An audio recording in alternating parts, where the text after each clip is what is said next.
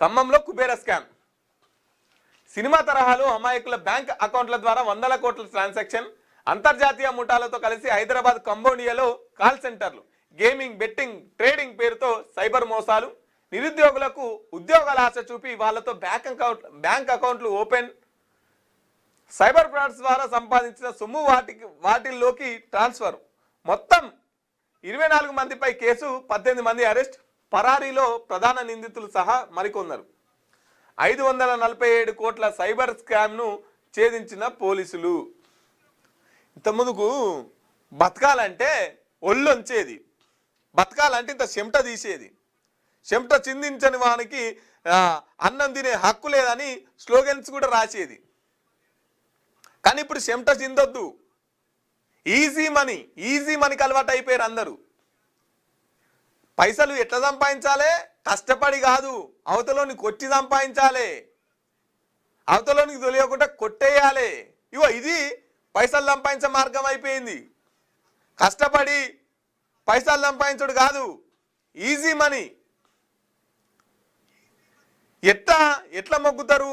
ఈ జనాల్ని ఎట్లా గొర్రెలను చేయాలి, ఏ స్కామ్ చేయాలి, ఏదే పథకం రచించి వీళ్ళ ముందుకెళ్ళాలి, ఈ జనాల్ని ఎట్లా నమ్మించాలి, ఈ వలలు ఎట్లా వాడేయాలి, ఇగో ఈ ఆలోచన చేస్తున్నారు యువత అంతా.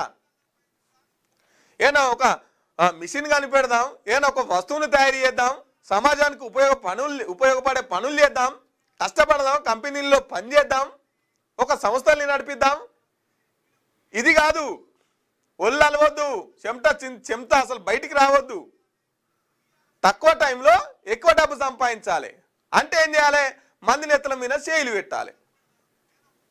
మంది నెత్తల మీద చేయి పెట్టి వీళ్ళు కోట్ల రూపాయలు వెనకేసుకోవాలి.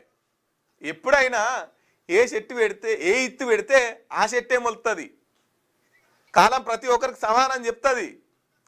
అక్రమంగా సంపాదించిన సొమ్ము, ఇంకొన్ని కొట్టి సంపాదించిన సొమ్ము, ఇంకొన్ని మోసం చేసి సంపాదించిన సొమ్ము ఎక్కువ కాలం నిలవది. ఎప్పుడో ఒకప్పుడు ఇట్లా బయటపడతారు. కటకటాల పాలు కావాల్సిందే. అది అప్పటి వరకే.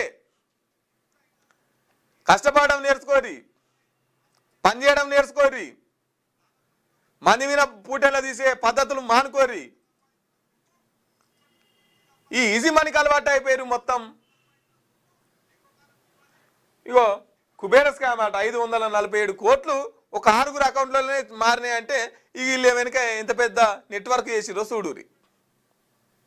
6 అకౌంట్లలోనే.